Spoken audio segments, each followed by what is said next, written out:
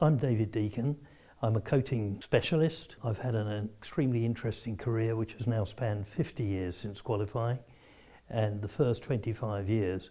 I found very exciting because I spent that time watching paint dry,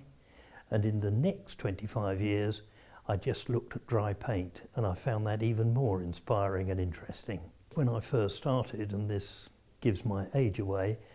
the paints that were being applied to the main structures were single pack oil-based paints which contained lead pigments, the tried and tested anti-corrosion coating system. Over the period of time that I've been involved, the lead pigments and the other toxic pigments have been banned and removed for health reasons, and the oil-based paints have been superseded by chemically resistant two-pack paints that have been brought in, and these two-pack paints are far more sensitive to application conditions,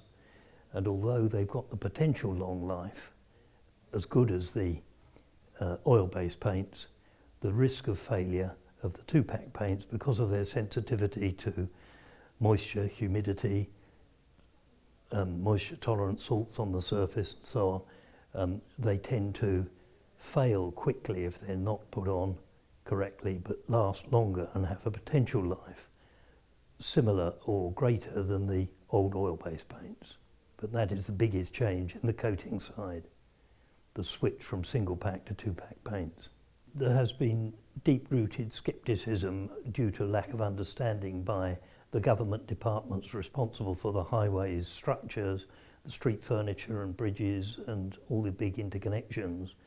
and the Zinc Development Association decided to work with them to do a trial bridge, which was a 4-span bridge put up in the northeast near Middlesbrough, which was a fairly polluted and aggressive environment where paint systems had not performed very well. So they decided to use that as a trial for doing hot dip galvanizing on main bridge beams across a dual carriageway.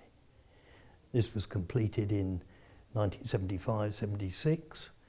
and it has been examined on regular basis over that period of time, every 6 years at the principal inspections,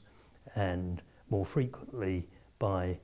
the Galvanizers Association, who have an interest in it. And we are now approaching 40 years, and there is still considerable amount of sound zinc left on the surfaces examined at the last inspection, which was in April 2015, and a painted bridge with the Highways Agency system in that area would have been repainted at 15 to 20 years, so there would have been into its third repaint within the next 5 years. The Stainsby Hall Bridge is a very important case study because it was initially funded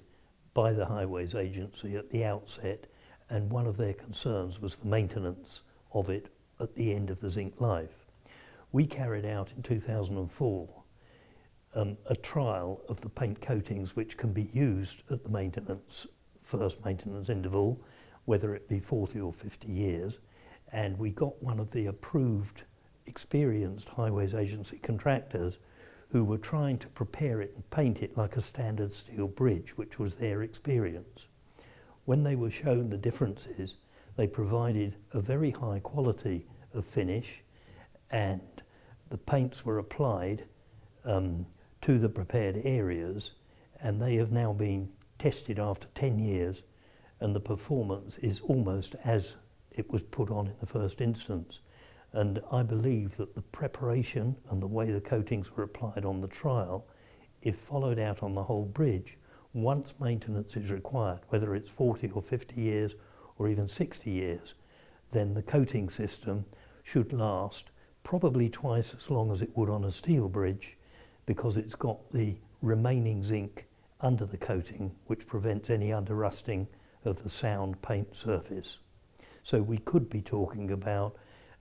one major maintenance of painting in the 120-year life of a bridge structure, which phenomenally changes the costing that the Highways Agency would have to be prepared to meet on motorway and highway structure bridges.